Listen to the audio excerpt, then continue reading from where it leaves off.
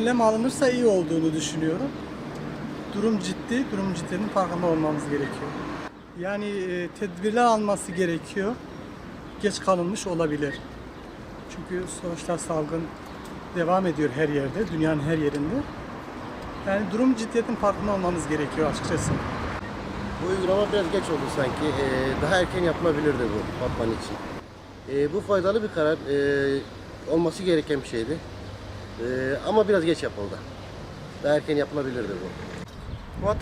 Vatandaş gelen normal gelen kanun kurallara uymuyorlar. Normalde can sağlığı işi. Vatandaş işi. Yani normalde insan bir güvenlik güçleri sokağa çıkma yasağı dediği zaman her şeyin önlemini alınır. Sana fırın açık, eczane açık. İhtiyaç dışı olmayan şeyler yola çıkıp da başkalarını rahatsız etmenin, başkalarının sağlığıyla oynamanın ne anlamı var? Vallahi bana göre uygun çünkü daha evvelden yapılmasıydı. Çok geç kalındı. Böyle önlemler alınırsa ölüm sayıları düşer. Daha iyi olur. Her zaman olması lazım bunun. Kalabalık yerlerde.